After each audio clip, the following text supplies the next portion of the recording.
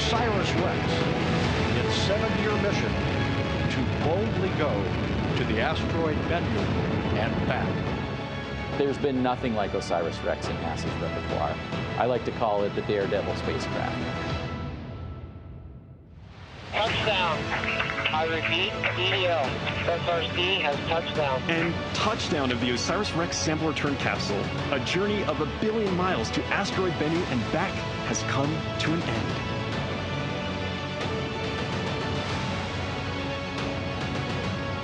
Marking America's first sample return mission of its kind and opening a time capsule to our ancient solar system.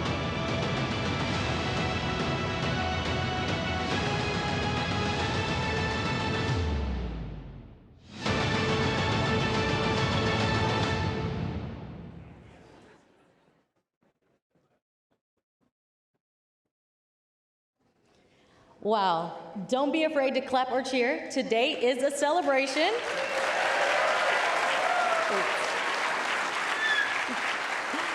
And what you just witnessed was a glimpse of years of hard work and dedication from a devoted and collaborative team.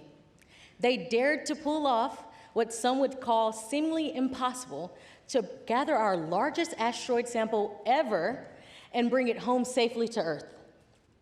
I'm Shaniqua Vereen with NASA's Office of Communications, and I will be your host today as we bring you to the heart of the Johnson Space Center's Curation Lab, introduce you to some of the team members hard at work, and provide you with a first look at our initial findings. Thank you all for being here, and welcome to the much anticipated OSIRIS-REX sample reveal.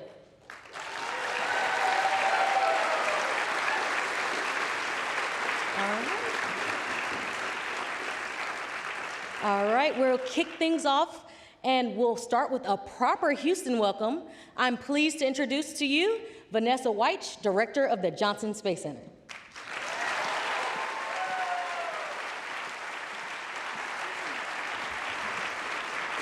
Thank you, Shaniqua.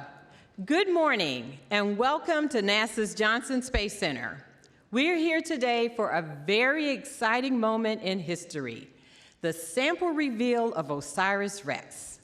The Johnson Space Center has played a pivotal role in many firsts in human spaceflight, from landing the first person on the moon to supporting NASA astronaut Frank Rubio's recent record-breaking 371 days in space on the International Space Station. We can clap for that.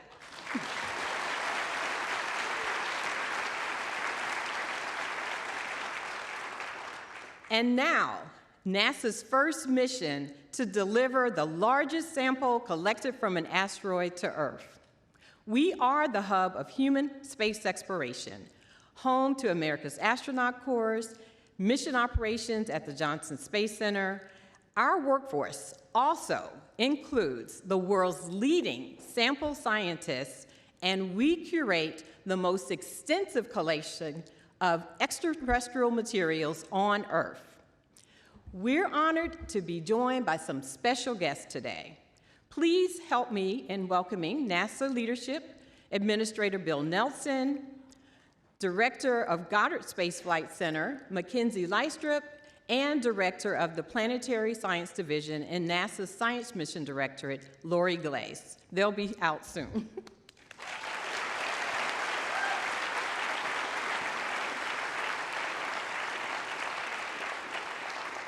Sharing scientific data with the world, our curation lab will distribute fractions of the asteroid Bennu sample to a sample analysis team of more than 200 members from more than 35 globally distributed institutions. We're pleased to be joined by the international community with representatives from Japan Aerospace Exploration Agency and the Canadian Space Agency, who will both curate a portion of the sample for analysis. As we venture to explore to deep space, our collaborative international partnerships will bolster space exploration and enhance peaceful relationships between our nations. We do have a lot of exciting work here at the Johnson Space Center with the intention to inspire the next generation of explorers, the Artemis generation, represented today by Houston Independent School District. Where are you guys?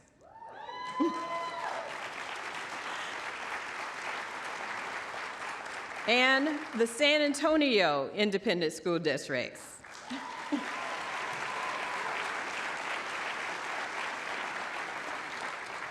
The sample that we're going to have today will unlock new insights into the origins of our solar system and help answer ancient questions about our own planet. And a large fraction will be stored and available for future generations of scientists, and that could be one of you.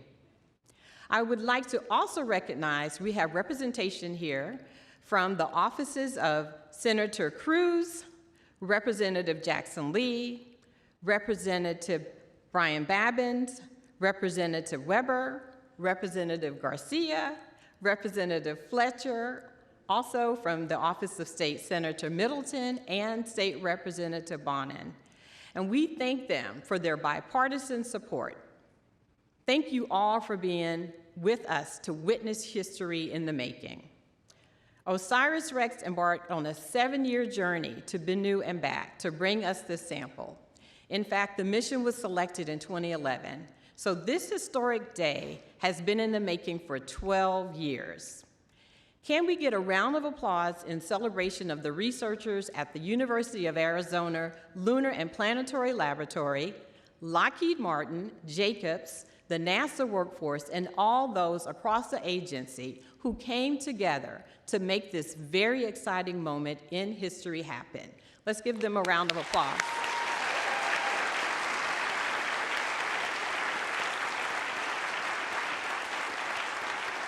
Thank you, thank you.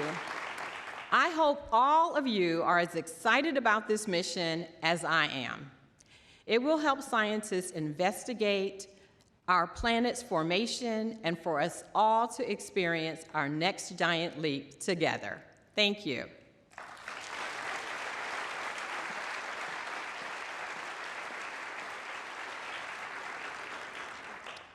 Thank you, Director Weich.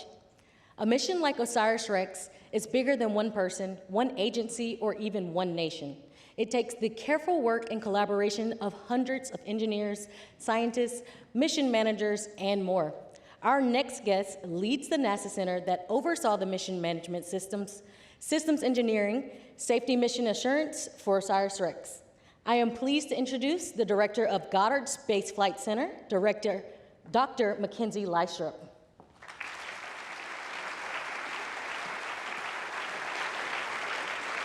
Hello, everyone, and thank you, Shaniqua, and thank you, Vanessa, for hosting us here today. This is an exciting example of NASA, one NASA center passing the baton to another, and is really NASA at its best and most collaborative. You know, this mission exemplifies that collaboration is what leads us into a new era of exploration. And this is the era of sample science. This is when sample science really begins. OSIRIS-REx took aim at some of the biggest questions in exploration and science. You know, how did our solar system form, and how did life originate on Earth? It can't get more exciting than that. We can't answer these kinds of science questions without fantastic engineering, and I'm really proud of the team at Goddard, at Lockheed Martin, and at the University of Arizona that oversaw the mission for more than a decade. It's really scientists and engineers coming together in order to make our scientific dreams come true. It was exciting to be in Utah just a few weeks ago and seeing the moment that the capsule hit the desert floor after 7 years in space. It was an exciting moment to see, but really the real journey begins now. It's worth remembering that this team accomplished almost the impossible here, and we were able to, from the maybe back of the envelope science ideas of what OSIRIS-REx could possibly do, all the way through to conceptualizing this amazing mission, building it, testing it, launching it, going to the asteroid, taking the sample, coming back to Earth, landing in Utah, and now here at home at Johnson Space Center. This is the smallest body we've ever orbited before. At one point, it was orbiting only a radius of 0.6 of a mile. I mean, that's just walking distance. So it's really a brand new era for us at NASA, and it's the first time that the United States has brought a sample back from space and landed it safely on Earth. We've been able to map the entire surface of Bennu in detail to find the safest and best landing site, and it's really helped us understand these kinds of asteroids in more detail. But now, of course, we are going to be looking in detail for the first time at these samples. So we're at the point where we have justified all of the really hard work. And again, we're handing the baton off to the really world-class sample facility here at Johnson Space Center. So I want to give a round of applause to Johnson here.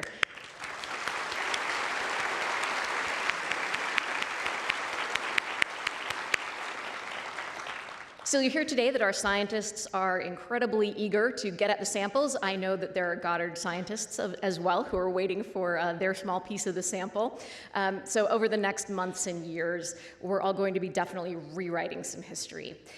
When we do, I want all of the team members and their families to really recognize that the revelations that we are going to make here are standing on the shoulders of the incredible engineering and science that you've all delivered. Thank you and enjoy today.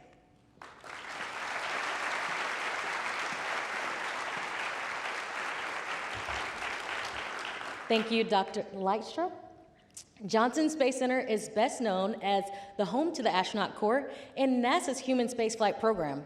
It's also home to the Astromaterials Research and Exploration Science Division, or ARES. Its mission is to combine scientific and engineering expertise in order to advance human space exploration, to integrate terrestrial and planetary research, and to promote successful space missions by mitigating risk. NASA has the world's leading sample scientists and creates the most extensive collection of extraterrestrial materials on Earth, which includes lunar samples from our Apollo missions, cosmic dust, solar wind particles, meteorites, microparticle impacts, the JAXA-led Hayabusa and Hayabusa 2 asteroid samples, and now OSIRIS-REX and the samples we collected from asteroid Bennu. Our team has been caring for the OSIRIS-REX sample and its contents since it arrived in Houston on September 25th. Now let's hear from a crucial member of the team. Please join me in welcoming Dr. Eileen Stansberry, Chief Scientist at NASA's Johnson Space Center.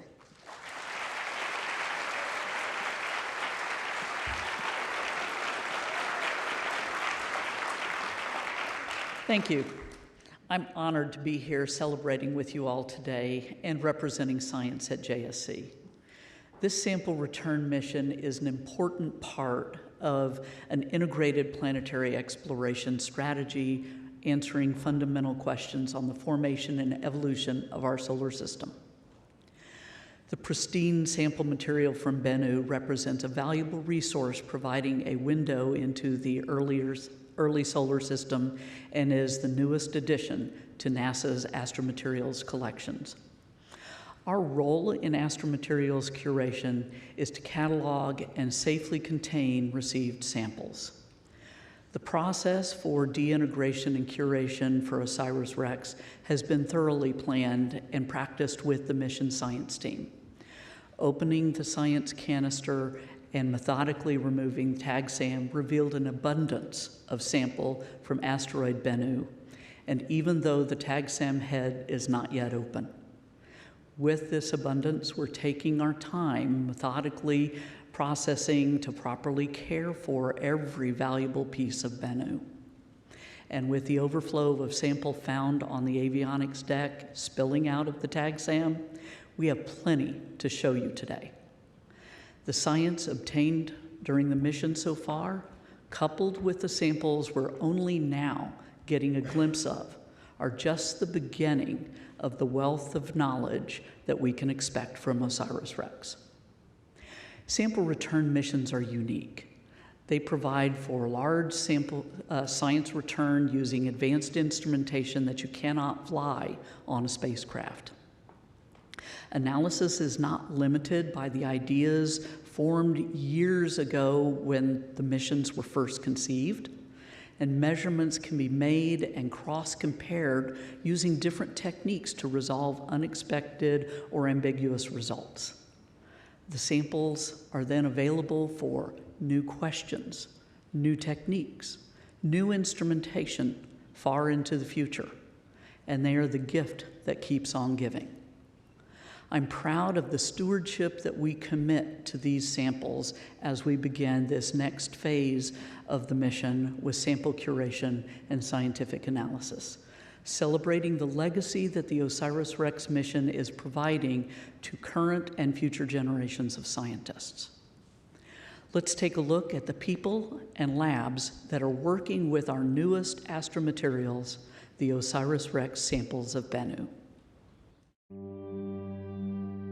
The OSIRIS-REX mission was a spacecraft that launched in 2016 to collect asteroid samples from the carbonaceous asteroid Bennu. And a carbonaceous asteroid means it's a likely storage for prebiotic compounds, so organic compounds that could have been the building blocks for life on Earth and potentially other places in our solar system.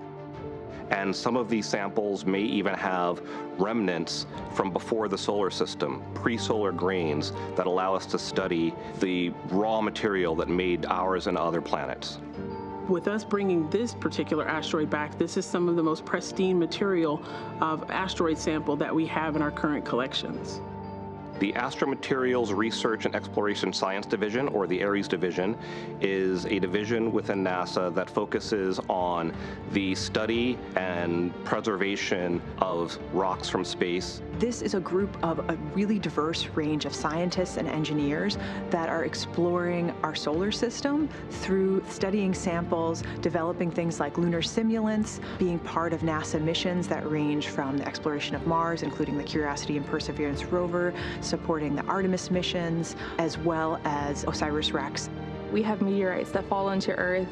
They are altered by the Earth's atmosphere. They have been exposed to Earth's chemical compositions. They are contaminated samples. And in our curation labs, we carefully work on samples in clean rooms, nitrogen atmospheric glove boxes that protect the samples from Earth's atmosphere, oxygen and humidity. You don't want to study us on samples. You want to study the actual samples in its original state. And so pristinity within curation is very important, and we go to great lengths to make that happen. Every time we do that kind of probing investigation, we learn something new about the nature of the universe and ourselves. 3, 2, 1. I feel like humans, since the beginning of time, have always been explorers. We have not stayed in one place. We have ventured out to various continents, and eventually that was going to happen with planets or asteroid bodies. Whether it's Artemis or Mars, everything we've learned on OSIRIS-REX is going to further our knowledge and our technology development for the next set of missions that we have coming up. These samples are here on Earth for future generations. 50 years from now, we can be studying these with instruments we couldn't have imagined before. So I think that's one of the most important aspects of this mission, is bringing the samples back. We've waited for 7 years, and now we can reveal what's inside.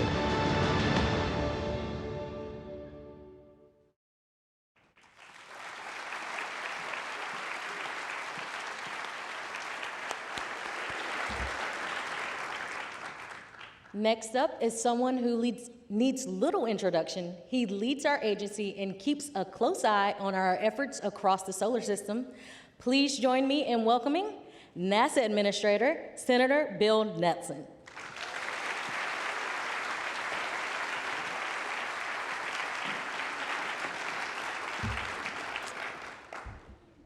Hey everybody, it's days like this that continue to amaze me. And what we do in this little agency, it's all amazing. I'm going back to the Cape this afternoon because we're launching a $1 billion spacecraft all the way beyond Mars, closer to Jupiter.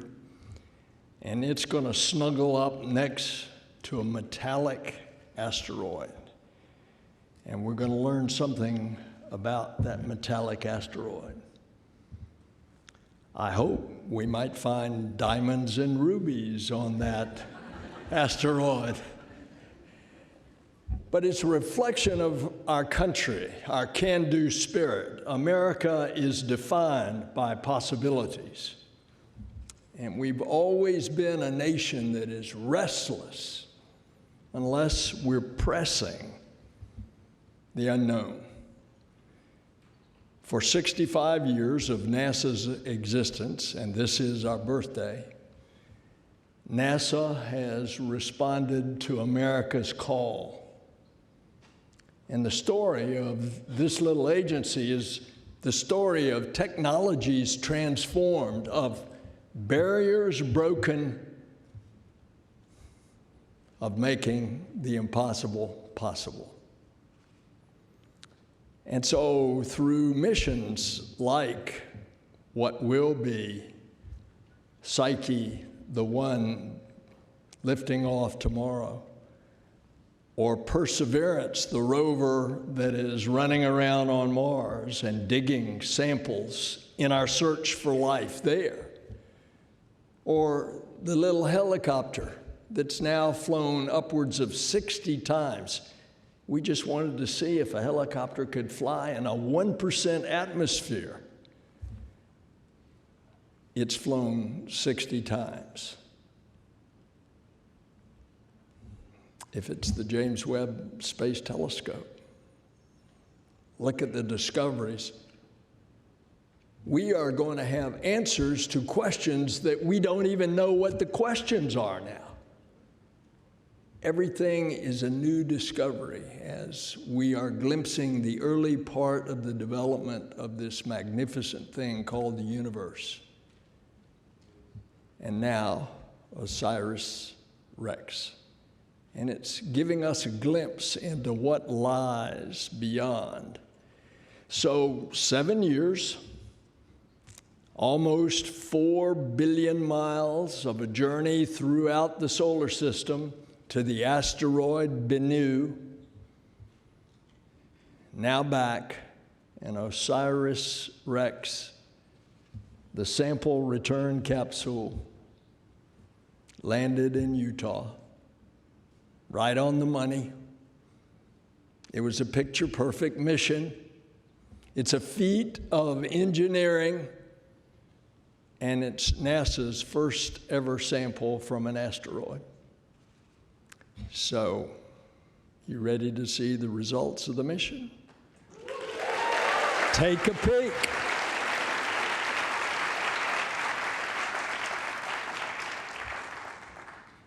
So the first analysis shows samples that contain abundant water in the form of hydrated clay minerals, and they contain carbon, and you could see the carbon there, as both minerals and organic molecules.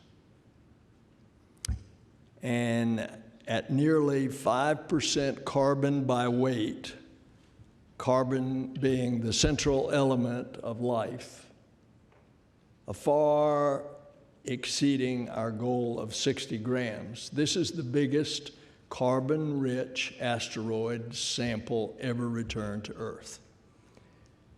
Carbon and water are molecules. The carbon and water molecules are exactly the kinds of material that we wanted to find. They are crucial elements in the formation of our own planet. And they're going to help us determine the origin of elements that could have led to life. And I mentioned that one of our missions, it's actually in statute, is to look for life. That's why we're digging on Mars. That's why we go out into the far regions of the very beginning, capturing light from the formation of the first galaxies with James Webb. Now we're looking at this, and what you're seeing today, there's so much more to learn, and there's so much more now that we have this sample to analyze. And Why are we doing this? Because at NASA, we are trying to find out who we are, what we are, where we came from, what is our place in this vastness called the universe. And this mission will help our scientists investigate planet formation for generations to come. And it's going to deepen our understanding of our solar system. And it's going to improve our understanding of asteroids that could threaten us here on Earth, helping us protect our planet. And oh, by the way, do you remember DART? We intercepted it at 7 million miles away, and it was bullseye. And we moved the trajectory of that asteroid. So this sample return is proof, again, that NASA does big things, things that inspire us and unite us. NASA brings us together in unity. And things that show that nothing is beyond our reach when we work together. So now I want to take you to the curation lab here at JSC, where a team of scientists are hard at work since the sample arrived just 2 weeks ago.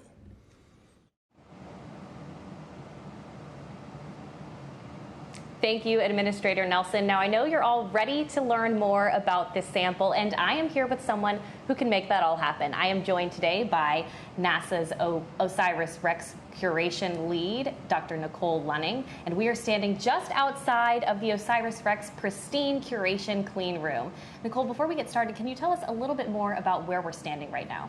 Yeah, thank you, Courtney. So we're in front of the newest curation lab in Historic Building 31, which is home to the largest collection of astromaterials in the world. Now, the world just got its first look at this gorgeous sample. Can you tell us about how the curation process has been going so far? Yeah, it's been incredible so far. On Sunday, September 24th, the sample return capsule landed safely in Utah, and then it was brought to a temporary clean room that we had set up there to have certain parts removed, specifically the heat shield and back shell, which are two large parts, and that exposed the sample canister inside, which a nitrogen flow or purge was attached to protect the sample. And then with that nitrogen flow attached, the next day, Monday, September 25th, it was flown from Utah to Ellington Air Force Base and brought here to Building 31, where we are now. And it was safely brought into one of our large glove boxes behind us that first day. The next day, our team was able to remove the canister lid, and that gave us our first glimpse of the TAGSAM head, but also a surprise in that there was sample outside of the TAGSAM head within that sample canister. That was kind of an extra or bonus sample for us. Well, what an honor to be standing right here, so close to the sample with you today. So you mentioned that bonus sample. What have the initial findings been for the curation team? Yeah, it's a combination of fine dust as well as some what we call intermediate sized particles, particles that are roughly the size of the short width of a grain of rice, which we've carefully collected and also have already allocated some to the science team, the sample analysis team, which you'll hear a little bit more about from Dante and Danny in the quick look analyses. And of course, this is not just a NASA mission. There have been several partners along the way. Can you tell us a little bit more about how many scientists are working on this? Yeah, so we have two incredible international partners, JAXA and CSA, and also the sample analysis team includes over 230 scientists from around the world who will really intensely work on studying some of the sample for the next 2 years. We'll also have 3 samples go to museums in the next couple months. So folks at home may have the opportunity to go and see the sample themselves at the Smithsonian in Washington, D.C., the University of Arizona Museum in Tucson, or at Space Center Houston right here in Texas. So exciting. So what does it mean for your team to have seen this clean room built from the ground up and now to see the sample in it? I'm sure it has to be so exciting. Oh, it's incredible. So this clean room was constructed very specifically for the OSIRIS-REX sample, since the scientific goals of this mission are really tied to the building blocks of life and organics. organic contamination was a really detailed concern to us throughout the entire design and construction process and outfitting. So everything you see in this lab was carefully reviewed to make sure it wouldn't contaminate the sample so we can get the most scientific benefit out of this return. So can you tell us a little bit about how long it will take to fully reveal the sample and where the sample will live? Yeah, so the sample's permanent home is this lab behind us. But what will actually happen next is we'll continue taking the tag SAM apart. So right now we have this incredible view of the sample into the tag SAM. We're looking into the part that touched the asteroid Bennu. We're actually going to take those parts off to get a little further in so that we can then distribute that sample into bulk sample handling trays, which are triangular and look sort of like deep dish pizzas. And for scientists interested, how will they eventually be able to request a sample? So in about 6 months, we will release a sample catalog, which will give scientists from all around, even beyond the sample analysis team, enough information to start to think about what science questions they want to ask, and they can propose studies and specific quantities of sample they would like to use. And then those requests will be reviewed by a peer review allocation board. And then those who are granted their requests will get samples in the next 9 months or so. All right, well, Nicole, thank you so much for joining us today. And as you can see, we are just beginning this process here at Johnson Space Center, but there is much more work to do. So we'll send it back to the auditorium for now.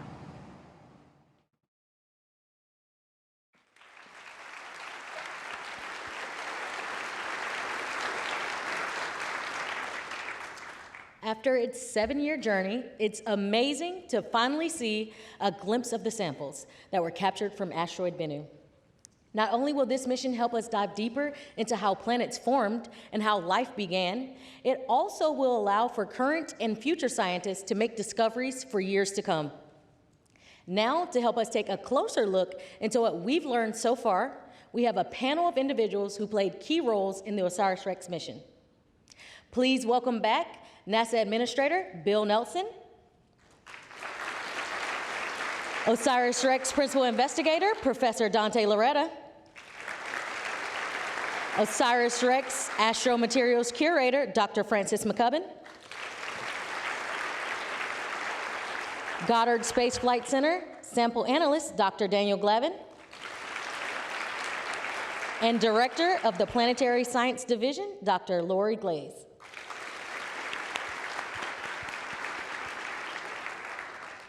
I know you all have a lot to say, so let's get started. Administrator Nelson, let's start with you. Well, this is an example of why we do make the impossible possible. It's a team that no matter where we are, we all work together. You all know Pam Melroy and Bob Cabana, and we, the three of us, operate as a crew. It's because of that unity, that relationship, that watching each other's back, that we get so much done. And here is another example of what you've seen today. Now, I want you all to hear from the real experts. So take it away, panel. Thank you, Administrator Nelson. Next up, we have Dr. Francis McCubbin, Astro Materials Curator. Thanks, everyone. So we are thrilled to have the OSIRIS-REX sample collection here at NASA's Johnson Space Center. And we look forward to the exciting discoveries that are going to be made by the science team with those samples. Over the next 6 months, the curation team and the science team are going to be working closely together to develop a sample catalog that, once released, will provide an opportunity for scientists around the world to request material to study Bennu in their own labs. For now, the curation team is hard at work, carefully and meticulously disassembling the hardware, containerizing asteroid material, and documenting everything they do every step of the way. All of this work takes place inside of a glove box. And those glove boxes are necessary to keep these samples as pristine as the day that the sample landed in Utah. Now, as you've heard, we have a bounty of sample on our hands already, and we're not even inside of tag SAM. The views here are amazing of this sample, and they're only going to get better. Now, as you can imagine, working with hands inside of a glove box within a clean lab is hard, challenging work, and it does not go quickly. But we need to do this right. And in fact, we have a lot of heritage of this working really well to keep samples pristine over multi-decadal timescales. If we just look at our Apollo collection, the samples that were returned in the late 60s and early 70s when humans first went to the moon, to this day, we still get hundreds of sample requests and allocate hundreds of samples to answer questions that we didn't even think to ask at the time that those samples were returned. This is the true value of sample return and of curation and keeping these samples pristine. It allows us to answer questions that would not be possible with the technology of the time. In fact, like all of our astromaterials collections, the OSIRIS-REX collection is going to be conserved so that scientists that aren't even born yet are going to have the opportunity to answer questions about our universe with these samples using technology that has not even been invented. This is the legacy of OSIRIS-REX and of sample return broadly. And now let's hear some of those science results from the science team. Thank you, Francis. Next up.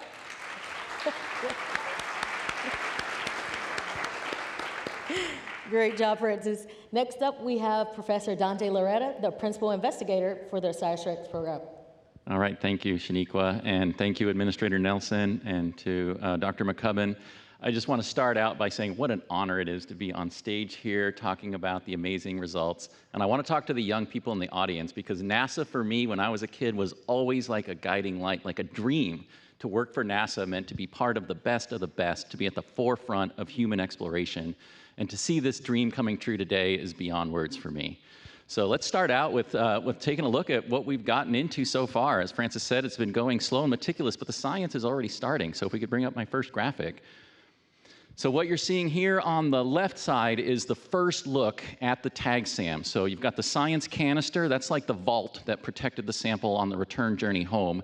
And sitting inside there is the tag SAM. That's the device that actually touched the surface of Bennu, collected sample, kind of like a vacuum cleaner, except in reverse, because we were in space with no air. We brought our own air, and pushed that material inside. It's basically like an air filter. And the first thing we noticed was that there was black dust and particles all around the outer edge where the seal had laid down and protected that precious material.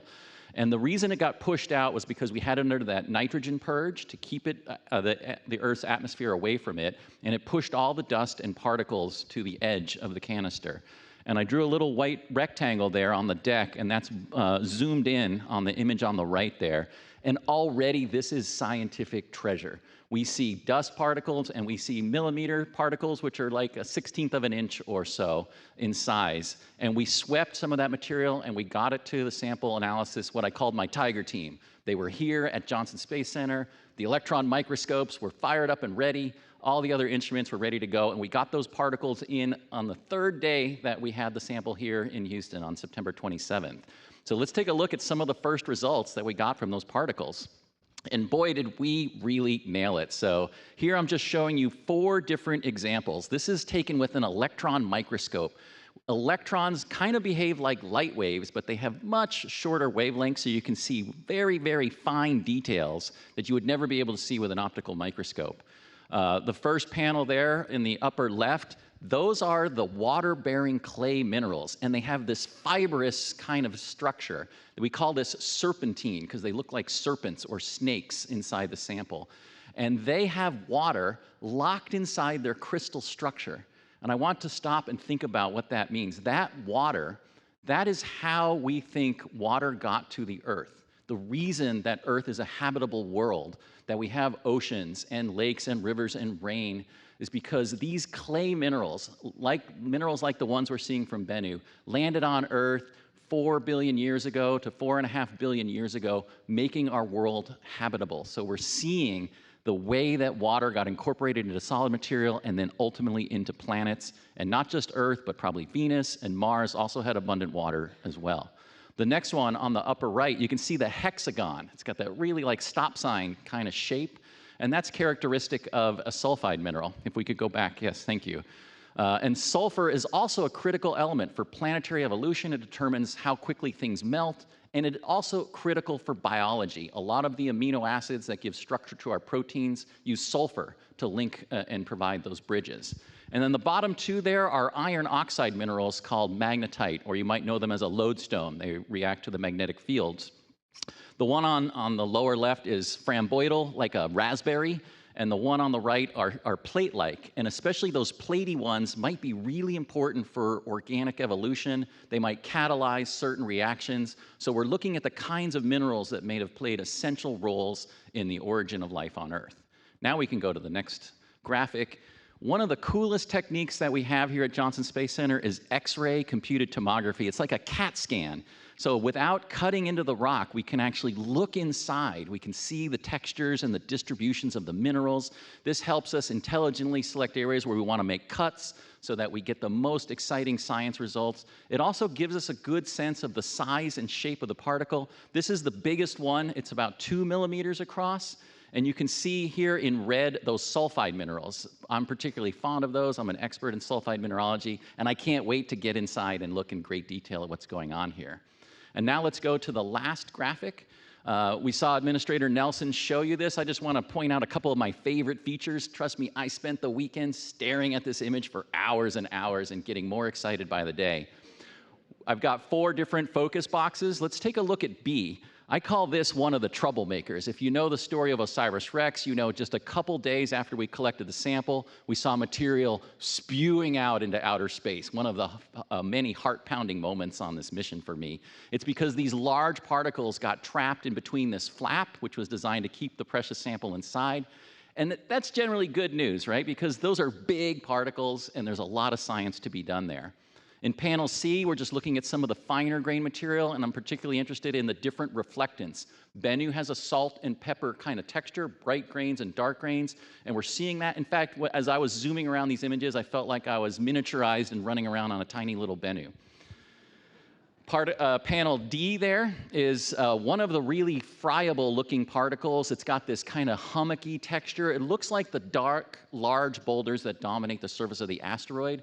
And what gets to me is the similar size or the similar shapes and textures, even as we go to these smaller sizes. Bennu seems to have this kind of fractal nature. And then finally, the last panel there, panel E, just shows 2 very different kinds of rocks sitting next to each other. One of our key hypotheses is that there's 2 major different kinds of rocks on the surface of the asteroid, darker and brighter, weaker and stronger, and we may see those already represented. And just recall, this is the material that leaked out of the tag SEM when we flipped it over.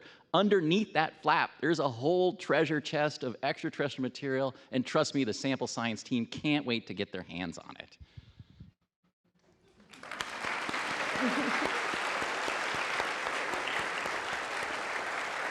Thank you, Dr. Loretta. Now let's hear from Dr. Daniel Glavin, OSIRIS-REX sample analyst. Okay, thank you. So we've heard a lot of exciting stuff already about the water and how Bennu could possibly contribute to our oceans. I'm here to talk about carbon. Why is carbon so important? Well, carbon is essential for all life on Earth. We are all carbon-based. Carbon forms bonds with hydrogen, oxygen, nitrogen, and the sulfur to form prebiotic and biological compounds that are important, amino acids that are part of our proteins and enzymes. We even look for nucleobases, components of the genetic code in DNA and RNA. So exciting stuff. And one of the reasons we want to look for this material in these samples is to understand whether asteroids like Bennu could have not only delivered the water that led to our oceans, but actually seed the Earth with prebiotic chemicals, right? The building blocks of life. And this is the part I just find really exciting. So let's get right to it. The first carbon measurement was made at the Carnegie Institution for Science. We heard it from NASA Administrator, about 5%. The actual number is 4.7%, close to 5%. And this was a big deal. At the time this data came back, I mean, there were scientists on the team going, wow, oh my God. And when they say that, scientist says that, wow, that's a big deal. So we were excited right away. In fact, Carnegie said this for the extraterrestrial samples they've analyzed, this is the highest abundance of carbon they've ever measured in any extraterrestrial sample. And they've analyzed close to 250 meteorites. So this is a unique sample that we're dealing with. The second measurement we made, we started to look more at what is the nature of this carbon. You're looking at an image here Oh my gosh, this was taken in the optical microscopy lab right here at Johnson Space Center. Gorgeous image of a particle of Bennu. On the left, you see a small grain of Bennu in reflected light, visible light, like you'd see with your eye, but magnified. And on the right, you see the same grain, but under UV ultraviolet light. So this is like the crime scene investigation TV show where they go in with the black light and they look for the evidence that they can't see with their naked eye. We're doing the same thing here now, but with a 4.5 billion year old grain from the early solar system. And the stuff's lighting up. You see carbon there in the center, just to the right, the kind of a light bluish fluorescence. That's from a carbonate mineral, so carbon locked up in this mineral grain. But then you see these small specks of light, looks like stars, right, glowing. This is organic matter. Call these organic globules. And I know the analyst at the time who made this measurement said, you know, this thing's loaded with organics. I mean, again, just, you know, this is incredible material. Still a lot of work to do, and we're just beginning here. We're just literally scratching the surface of what's in this material. But we'll be looking for these, again, biologically essential organic molecules over the next month as these samples will go out to labs around the world to study this in more detail. And I want to make just kind of one final point. We've heard about these great initial preliminary results. I know there's more to come. But OSIRIS-REX, the team, we picked the right asteroid. And not only that, we brought back the right sample, right? This stuff is an astrobiologist's dream. You know, just can't wait to get at it. And this material will be around for generations and generations. We're going to learn so much about the origin of the solar system, the evolution, and potentially how even life started here on Earth.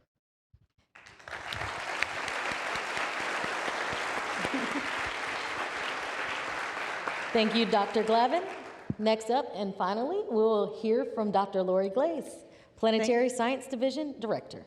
Thank you, Shaniqua. It's such an honor to be here today, and what an incredible honor to share the stage with these amazing scientists up here.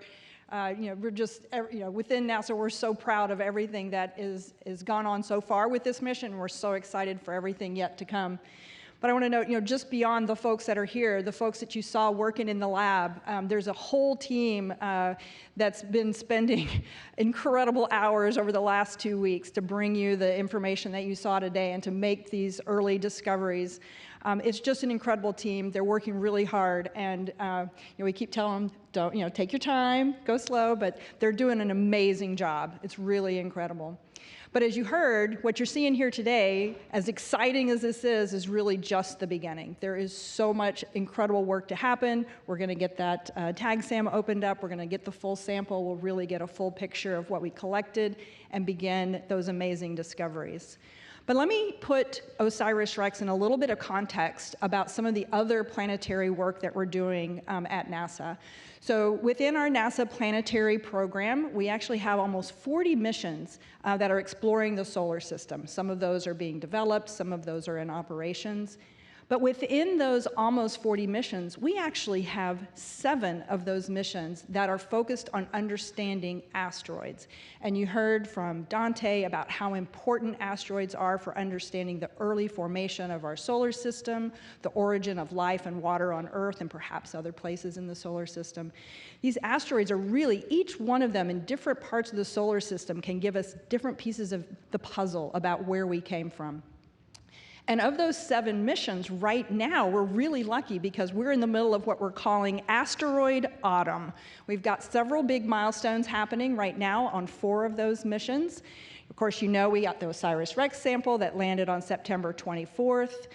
Right after, 20 minutes after the entry system was released from the spacecraft, we actually transitioned that spacecraft for a new mission. It's now called OSIRIS-APEX. And that's a mission to go explore the Apophis asteroid. We're actually going to rendezvous with Apophis in 2029, so they've got another long journey and another great goal for that spacecraft.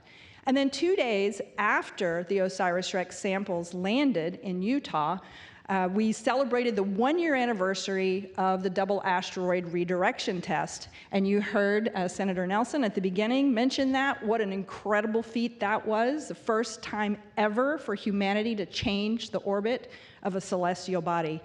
And the first time we've demonstrated our ability to protect ourselves from a potentially hazardous asteroid in the future. So now we're celebrating OSIRIS-REX here today, the sample reveal.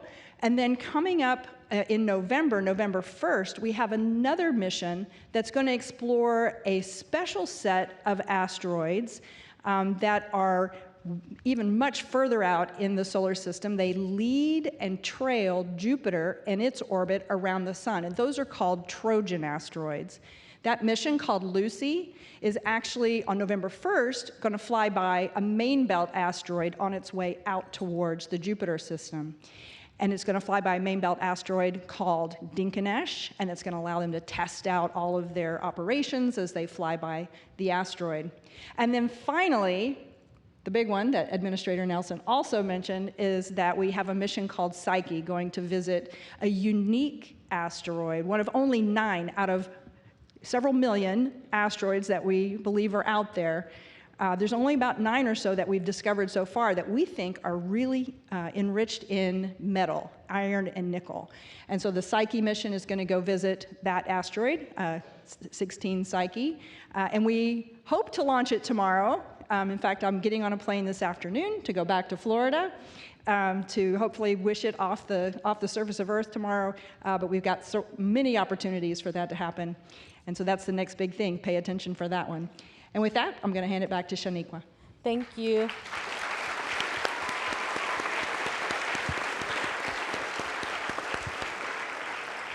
Thank you, panelists. We will now move on to our Q&A segment. We'll be taking questions from media in the room and students from the Houston and San Antonio Independent School Districts. We'll take our first question from media. If you'll come to the mic one at a time, you'll be able to state your name and affiliation. And if you know where your question is going, please direct it to one of our panelists. Hi, I'm Andrea Leinfelder of the Houston Chronicle. I have a question about the tag SAM. Did you guys expect it to be open by now? And has there been any reason it's not open? Have you run into any problems or anything that just made the process slower than expected? Thank you. So the only problem is a great problem, and that's we've found a lot more sample than we were anticipating before even getting into the tag SAM. And because we need to very meticulously and carefully collect every grain, it's taking us a little longer to get inside, but the view so far is amazing. Our next question we'll take from students. If you come up to the mic and tell us your name, grade, and school, we'll like to hear from you. Hello. I don't think Hello. Oh. Hello, I'm Allison Cordova. I'm in 6th grade from D Middle School, and my question is, do you think the samples got affected from the heat when entering our atmosphere? I'll take that one. No, because the sample return capsule, you can see our engineering model. So this is what we did all of our practice with.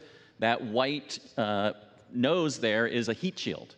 And it's made of very special material that protects the sample inside. And one way to think about it is when the astronauts come back from the space station or from the moon, they have a similar kind of capsule. The astronauts land safely, just like the sample did. So that heat shield took all of the heat through the passage through the atmosphere, keeping that sample pristine and safe inside. Thank you. Thank you. We'll take our next media question. Hi, Eric Berger with Ars Technica. Congratulations, those were some pretty stunning images of what we saw. I guess my question is for Dante Loretta.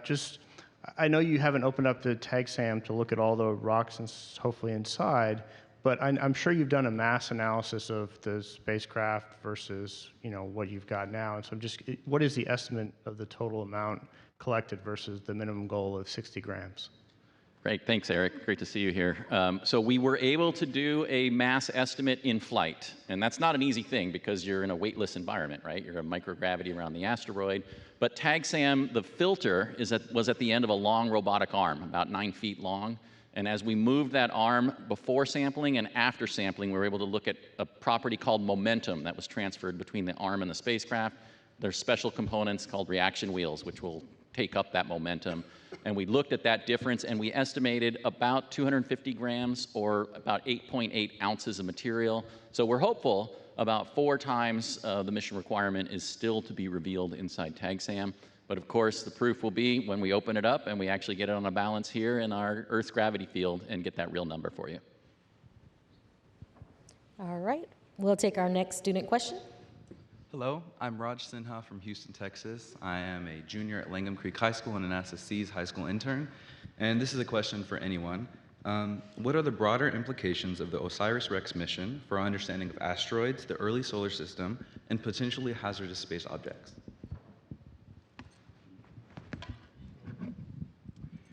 Well, you think about the formation of the universe and then the formation of our solar system. And there's this gas and this dust that's all swirling, and things start to be created, and then all of these things start running into each other. And out of it come stars, and then lesser celestial bodies start getting within the gravitational pull of that star, but there are still these particles that are running through space that are ramming into each other. That is going to be the clue for us examining an asteroid like this and the others that Lori Glaze mentioned, as we try to understand those questions that I posed when I was up there at the microphone. Who are we? How did we get here? Where are we in the vastness of this cosmos?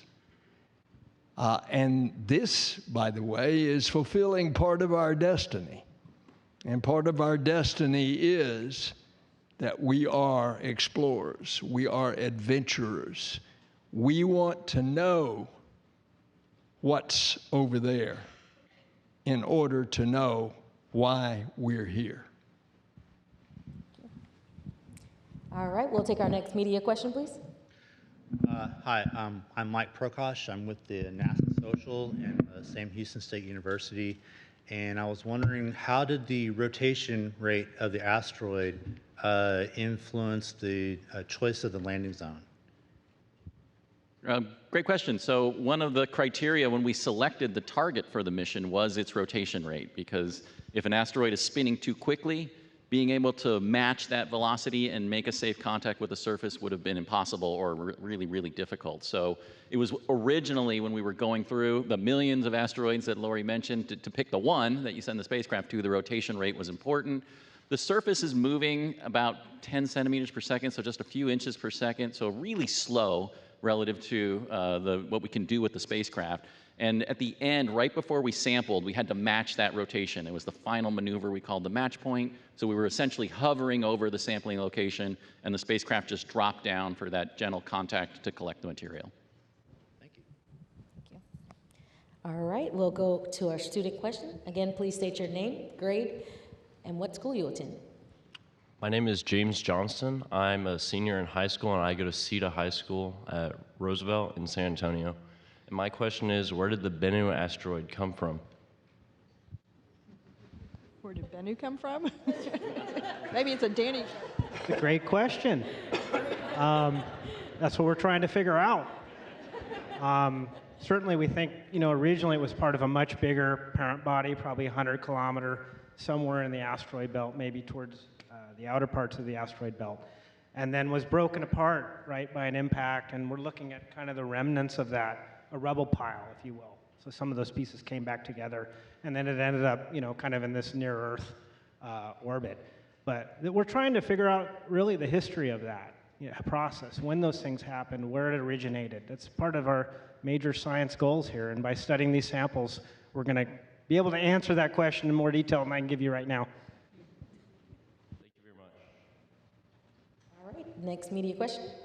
Hi, Kaylee Brower with NASA Social and Harvard Smithsonian. I was curious about the appeal of the larger rock samples, such as the one trapped under the flap on the canister, versus the smaller dust and rock samples. Yeah, I'll take that. So we're excited about the whole size range of what we see there, because that'll tell us about the different formation mechanisms of the stones. So the big ones are really good because you get the minerals in context to each other, which mineral is next to which one. That'll give you some indication of the chemistry that happened inside the asteroid. Minerals will convert when the water hits them. You take a normal rock and you add water and you get the clays. and we might even see the original rock inside and that where the water was reacting, and that might be frozen. So it gives you that context and that big picture. The fine particles I'm particularly excited about because I think they were bigger stones when they were on Bennu in the microgravity environment, and then when they got to Earth's gravity, it just crushed and fell. And something like that would not make it to the surface of the Earth as a meteorite. And so that, to me, as I grew up studying meteorites, in college and in graduate school, so to have something from space that we've never seen in our laboratories, there's nothing more exciting. No matter what it is, the fact that it's new has got us really anxious to get that material into our instruments. Incredibly cool. Thank you. All right, we'll take another student question. Hello, I am Aaron Kingsland from Lavernia, Texas, a junior at Idea Carver College Preparatory School and the NASA SEAS high school intern. My question is, what ripple effects do you anticipate the OSIRIS-REX accomplishment will provide for both space exploration and our world, given the historical precedent of space achievements driving unexpected advancements in various fields?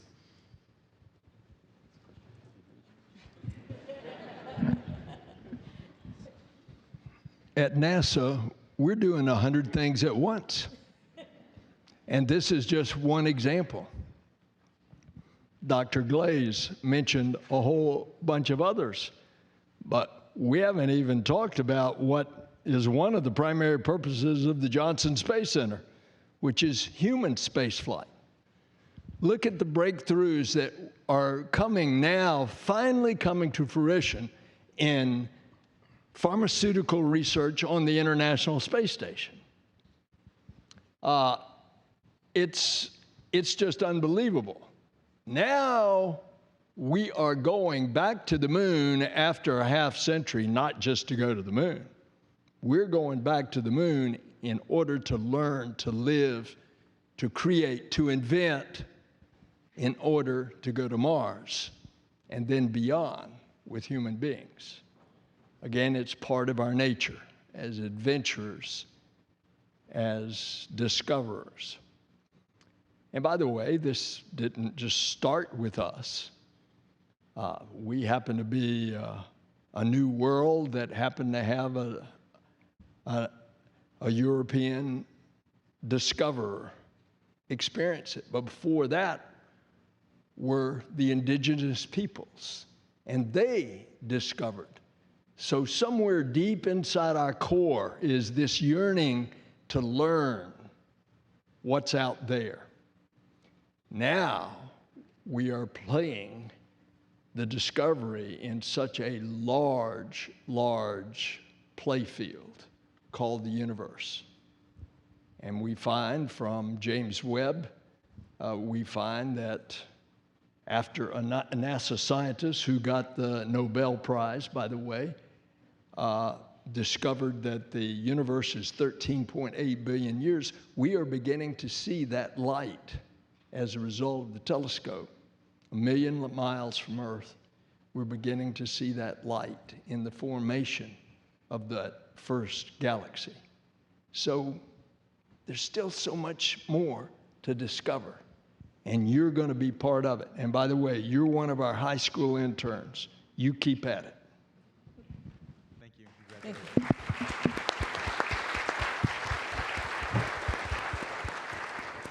All right, we'll take another one from media. Hi, Robert Perlman with CollectSpace and Space.com. It was mentioned that 3 samples or some amount of samples are going to be going to 3 museums for the public to see and sharing the excitement of this. Can you explain a little bit, given how there's an apparent excitement about even the smallest of samples, how you go about picking what to send to a museum or what to give to JAXA, what to give to CSA? How are you going to divide the sample? Yep, so I can take that one. So once we get inside of TAGSAM and get a real idea of what's there, we've got processes set up where representatives from the Canadian Space Agency and JAXA are going to come and look at the sample along with the team. And as a team, we're going to look at everything and basically pick out which materials. The amount of material has already been decided, but picking out exactly which material is a process that we get to once we have TAGSAM open. And it's, you know, everyone basically in the lab looking at the material directly. And for the museums, those materials get selected in combination with the science team and curation. Basically, we don't want to take anything that's going to have the most scientific value, so we're looking for things that we have more than one of. Usually we want at least 4 of any type of thing before we start using it for something else. And those are the samples that are going to go to the museums, and they're going to be amazing. I can't wait to have the public get an opportunity to look at these beautiful samples. All right, let's go to our next student.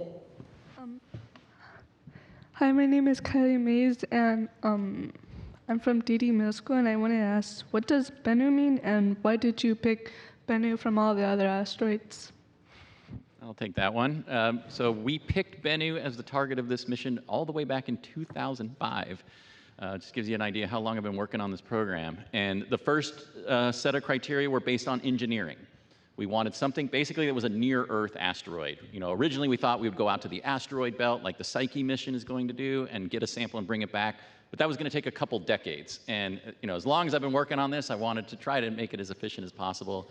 We didn't want to get too close to the sun because things get really hot, like the Parker Solar Probe has all kinds of special equipment to survive touching the surface of the sun. But we didn't want to have to deal with that on OSIRIS-REX because it's expensive and complicated. So we didn't want to get too much farther than the Earth is. And we didn't want to get too far away because we needed solar power. The spacecraft is completely solar powered, and the farther away you go, the bigger those solar panels need to be. Look at Psyche again, or the Juno mission. They're giant, and that makes it hard to do the precision maneuvering. And then we're bringing this capsule back, and we couldn't come in too fast, so we needed an asteroid whose orbit would allow us to come in slow enough that that heat shield could protect the sample. After all of the engineering was done, we went to the size. We wanted something kind of big because we thought it'd have a better chance of having loose material on the surface. And then finally, science got to come in and say, we want the carbon. Carbon is the #1 goal of this mission. And so we picked the asteroid we hoped had the most chance of being carbon rich. And as you heard from Dr. Glavin, that's exactly what we got. All right, we'll take another one from media. Thank you, Mark Carreau with Aviation Week and Space Technology. Have you estimated the mass of material outside the TAGSAM that you've assessed so far? And is that part of the overall 250 grams, or is that separate, additional? So for what we weighed so far on the material from the avionics deck, we're just under 1.5 grams of material. We haven't weighed the material that's sitting on top of the Mylar flap with all the beautiful images that you've seen today. And the thing with the particles that we've measured so far, some of the larger ones weighed less than we thought, and some of the smaller ones weighed more than we thought. And so it's really hard to estimate the mass based on what we can see, but what I can tell you is that I'm very excited about the volume of sample that we can see now. Thank you. Our next student question. Hello, my name is Brendan Cody. I am an 8th grader at Kruger Middle School. My question is, will the samples of Bennu give us any advantages?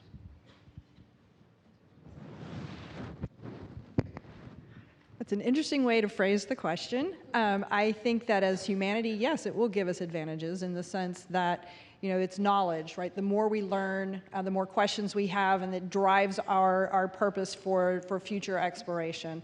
And I think that's for all of humanity. And you've heard we have some amazing international partners on this mission, so it's not just the United States. This is an international endeavor. You've heard that the samples, our sample team, just the science team, is made up of over 200 people in 35 nations. So we've got an incredible, spread of this knowledge, I think. And then we'll also, as you heard, we're going to have a catalog that'll be open to the entire world to study those samples. So to me, the advantage that we have is really just in the knowledge that we're all going to gain. Thank you. Mm-hmm. All right, well, next up for media, please. Hi. Hello. Hi. My name is Rindell Papa. I'm with NASA Social. First, thank you for all your insights and hard efforts over these past 12 years. Regarding the landing site for Nightingale, there was a surprising impact and shift. So has that determined or adjusted your impact for how you're going to select asteroid missions in the future? Do you want me to take that one? I think that was one of the most amazing things, right, about Bennu. Number one is that it just kept surprising us and surprising us and surprising us.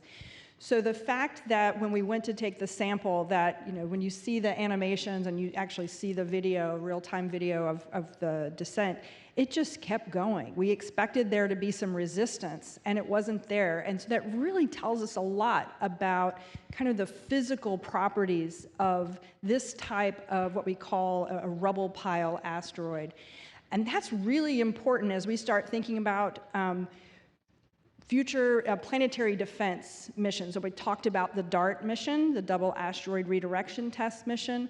As we start to look at asteroids that are potentially hazardous, one of the things we really want to know is it a dense, monolithic rock, or is it just this loose collection of debris?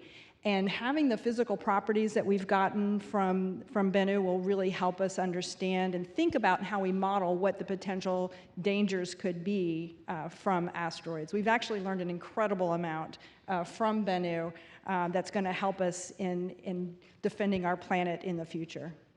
Awesome, thank you. All right, we'll go to another student. Hello, my name is Michael Alexander Cruz. I am from the district HISD. My school is Dedi Middle School. My question is, how big is the team that built and designed OSIRIS-REX? I'll take that one. One of the most amazing things about leading a program like this is the team, and it makes it all worthwhile. We've heard it many times from the administrator, from Dr. Glaze, that it's the team that really makes these missions succeed. And quite honestly, it's the best part of being a part of a program like this, because it's much bigger than any one person. I can tell you at the peak when we were building the spacecraft back in 2015, there were over 450 people full-time on the program that were paid right off the OSIRIS-REX contracts. That doesn't count the subcontractors, the suppliers. The launch vehicle was separate, and now we have over 200 people on the sample analysis team. So easily over 1,000 people have worked on this, and probably many more. And I'm enormously grateful for every one of their efforts. We are all OSIRIS-REX. Doesn't matter where you come from, if you're NASA, if you're Lockheed Martin or University of Arizona, we have one unifying identity, and that is OSIRIS-REX. Thank you. All right, we'll go to our next media question. Please remember to state your name and affiliation. Hi, my name's Josiah Horniman with NASA Social.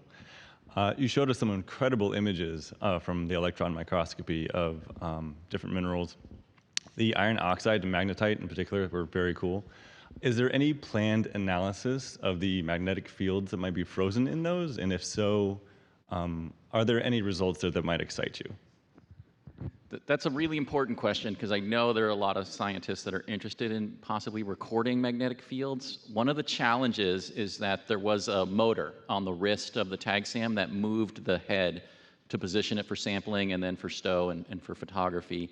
And that's going to imprint a magnetic field on top of the sample. So we did not maintain magnetic cleanliness. When you're going through a program like this, you have to trade different things, and trying to keep the sample magnetically clean we deemed not within the resources that we had available for the program. So the sample analysis plan that we've produced does not have magnetic field measurements, but as we've heard, in just a few short months, these are going to be available to the whole world, and I'm sure there's people that are smarter than me that know how to overcome the magnetic issues that were the result of the spacecraft design, and will go after that problem. But it's not part of our initial sample analysis plan.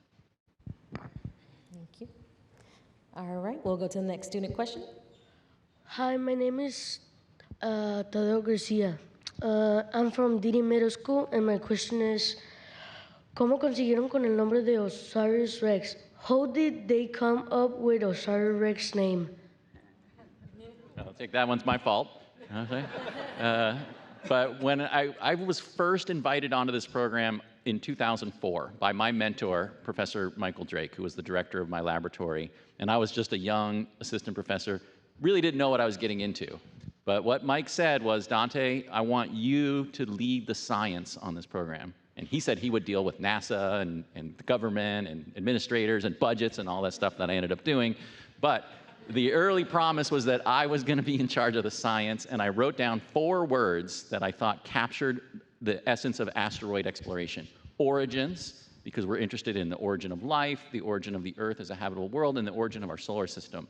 Spectroscopy, because we study asteroids mostly with telescopes, and spectroscopy is what happens when you take light and you break it like through a prism into its different colors, and the way it reflects at each color tells you about the minerals on the surface. And by bringing a sample back, we can tell, did we get it right or not? And by the way, we did. We predicted clay minerals, iron oxides, carbon-rich minerals, and organics from our spectral instruments on the spacecraft, and we've seen all of those already in the sample. Then I wrote down resources, because I was thinking, I'm a science fiction fan, I'm thinking asteroid mining, maybe somebody will use the OSIRIS-REx information to go and start furthering human exploration by using the resources that are there in outer space. And the last thing I wrote down was security, because Bennu is a potentially hazardous asteroid. We heard about the Great DART mission, which is developing planetary defense technologies. And I said, oh, I got OSRS. If I just buy a couple vowels, I can get OSIRIS. So spectroscopy became spectral interpretation, resources became resource identification. And then as the mission grew and got bigger, I decided we needed something stronger than just OSIRIS. And somebody, almost as a joke, said OSIRIS-REx, and we all laughed. And then I went home that night and I was like, that sounds really cool. And so I was like, we gotta be OSIRIS-REx. And I came up with my backronym, which is the Regolith Explorer. Regolith is what we call the loose material on the surface of these airless bodies. And OSIRIS-REx was born.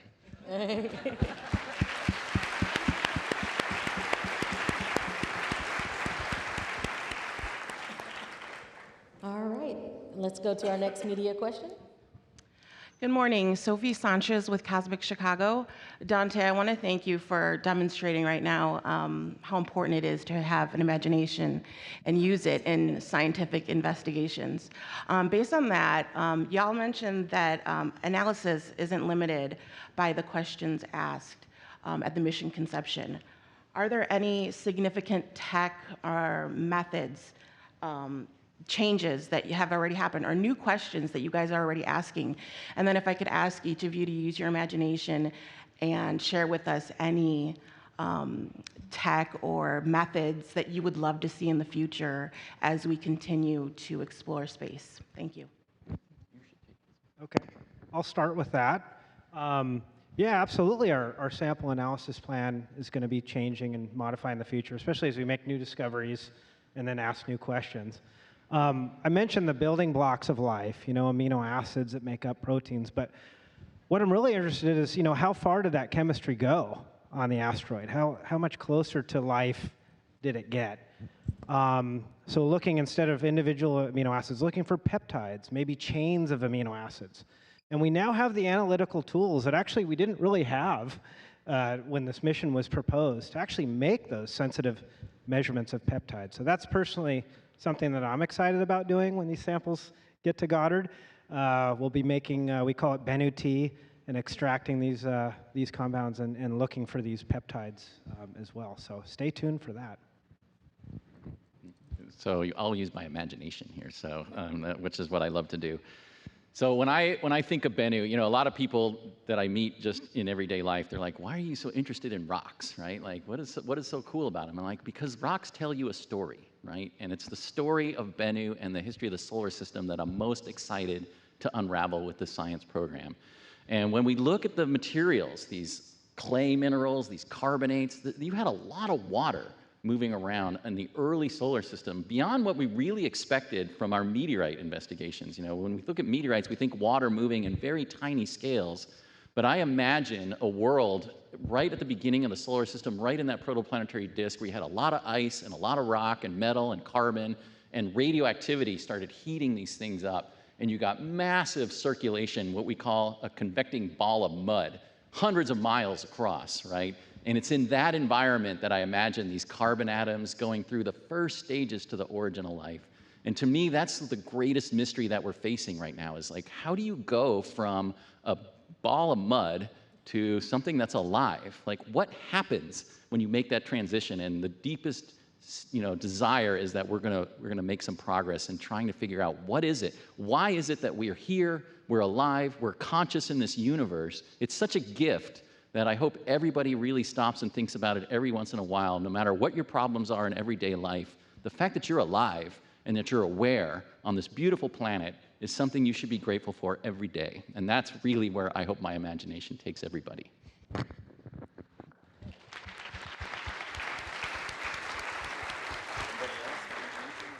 All right, we'll go to another student question, please. How can these OSIRIS-REX samples help scientists in the future? So I'll take that one. So one of the great things about curating samples and keeping them as pristine as the day that they're returned is that people, maybe yourself one day, maybe any of the students of this audience, maybe people who aren't even born yet, are going to have the opportunity to use their imagination and the technologies of their time to answer questions that we just can't answer right now with these samples. It's one of the best gifts of sample return. I'll piggyback onto that and tell you that, we brought samples back from the moon over a half century ago. I have just seen at a university where samples have been distributed to that university from each of 4 Apollo landings. And indeed, they are growing plants in the lunar regolith. So who knows what we're going to be doing with these samples as we continue to learn in the future from this asteroid. Yeah. And can I just also build a little bit on what has both just been said here? Administrator Nelson mentioned these Apollo samples that were collected, over half a century ago. We actually just opened up one of those samples that had been held in a pristine state that entire time. And just a couple years ago, we opened that sample. We were able to open it and offer it up to scientists around the world to look at that weren't around during the Apollo days. And they have new ideas about what the nature of the moon is. At the time those samples were collected, we thought the moon was a dry and desolate place. And now we know that there's actually water contained in some of those minerals and that there's perhaps even water beneath some of the rocks in the permanently shadowed craters. And so being able to have a new generation of scientists using the state-of-the-art instruments of today to examine those samples with new questions that people didn't even know were going to be questions at the time they were collected really demonstrates, I think, in a really real way, just exactly what we're going to see with the OSIRIS-REX samples decades into the future. Thank you. All right, we'll go to the media. Allison McGrath, NASA Social, Texas A&M University. I was wondering if one of the meteorite people could comment how rare or common that magnetite framboid mineral is in our meteorite collection. Sure. Hi, Allison. Good to see you. The magnetite that we're seeing in these structures, the framboids and the plaquettes, that is characteristic of a type of meteorite we call type 1, which is the most hydrated, the most volatile rich, a very important kind of material because it's close in composition to the photosphere of the sun, which means it probably represents the bulk composition of the protoplanetary disk, the material that everything was formed out of. And then fractionation took place as different high temperature minerals formed, or you had melting occur. So it does look really like something that would precipitate out of liquid water. And that is one of our clues, along with the water-bearing clay minerals and the carbonate minerals, that we are dealing with a very wet environment early in the solar system. And of course, there's a lot of work to go to dig into those minerals and get the details and the story to pull out the history that's locked inside those grains. Thank you. All right, we're going to our final 2 questions, one from the student and one from media. We'll take our student question right now. Hi, my name is Donald Jernigan. I am a 7th grader from Didi Middle School, and my question is, how will OSIRIS-REX help us prevent future asteroids from impacting the Earth?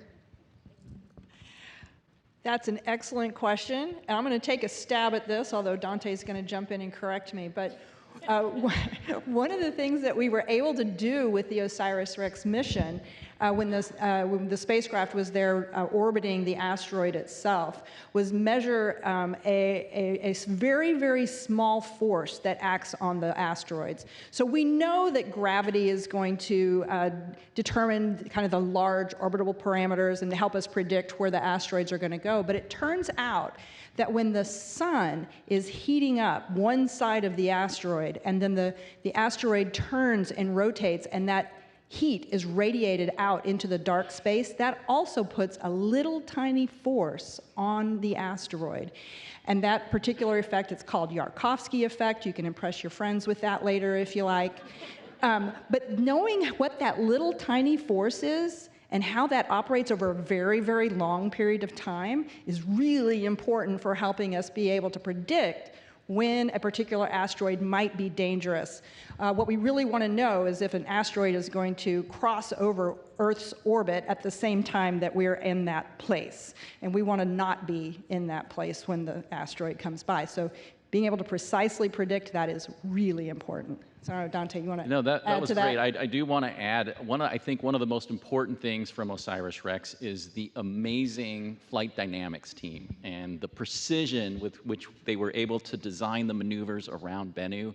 It's unprecedented in spaceflight, and I don't think that gets out enough, but just the technology to rendezvous with an asteroid like this and to get the spacecraft into precise locations to get the exact data that we needed for our site selection and to unravel the geologic history of the asteroid is amazing. And by the way, we have 2 Guinness World Records celebrating those accomplishments. So just that knowledge alone is going to be essential for humanity as we go out to deal with one of these objects that might be on a collision course with the Earth. So I do want a round of applause for the flight dynamics team, by the way. They're my heroes for sure.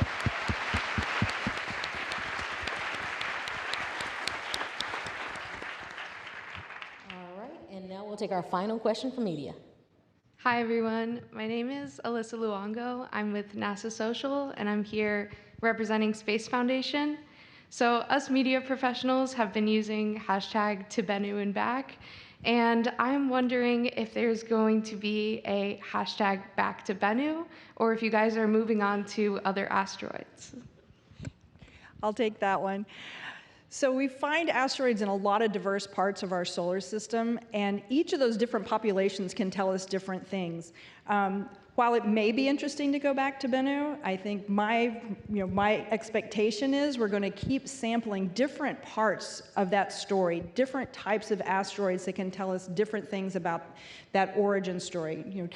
Dante was talking about what that was like in the earliest times, but each one of those different asteroid populations can tell us something different. And there's a whole host of asteroid types that we haven't visited yet, so we really want to make sure we complete our sample. And just a quick follow-up on that. I actually hope we don't have to go back to Bennu, because it means it probably is on a collision course, right? We have to deflect it. So just to clarify. And to note, it's not. In the next over 100 years, well over 100 years before it even is potentially close, so don't worry. May I? Yes, sir.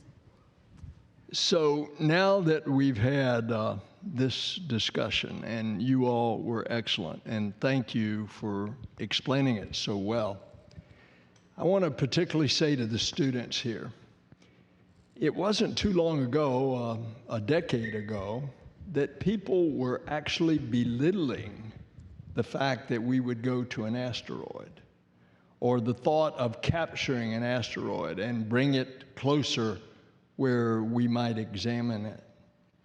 There are always going to be naysayers.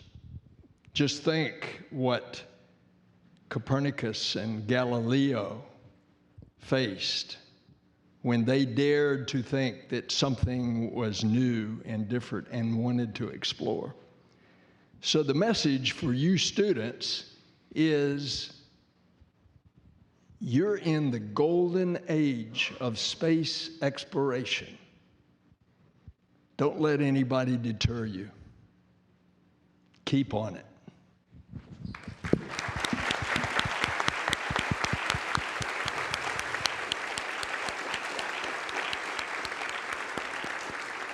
All right. Thank you all for your questions. This now concludes our OSIRIS-REX sample reveal event. We appreciate your attendance and devotion to this one-of-a-kind mission. Please remember there's a lot more to come and to see from OSIRIS-REX.